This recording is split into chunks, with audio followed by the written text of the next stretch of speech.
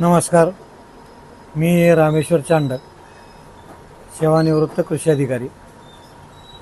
खरीप हंगामाला सुरुवात होते आहे.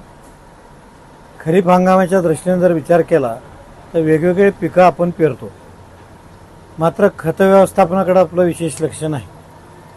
जे पिकं आपण पेरतोय त्या पिकाप्रमाणे तुमच्याकडं खताची खरेदी होणं आवश्यक आहे.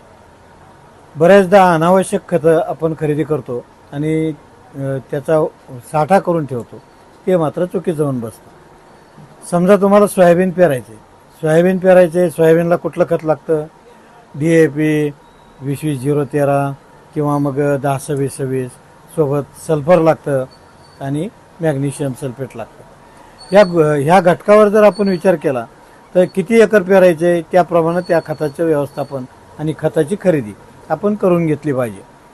काय होतं, जिल्ह्यामध्ये खताचा पुरवठा जसं रॅक लागतो त्या पद्धतीनं खताचा पुरवठा होतो.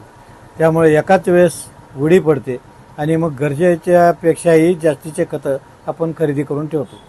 जसं सोयाबीनमध्ये युरियाची गरज नाही, पण सोयाबीनसाठी युरिया लागतो का? नाही लागत.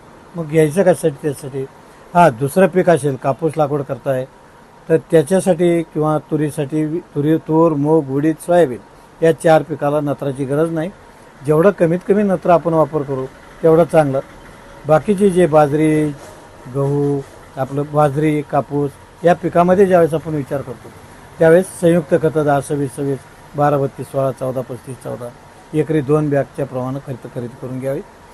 ही खरेदी केल्याच्या नंतर जे पेरणीला लागतं तेवढंच खत आणावं आणि तेवढंच वापरावं.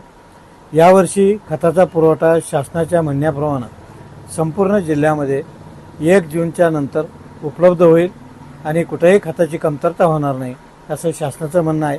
त्यामुळं विनाकारण साठा करून ठेवू नये. साठा केला की इतर शेतकऱ्यांना जे मिळणारं खत आहे त्यावर परिणाम होतो, हे आपण लक्षात घेतलं पाहिजे.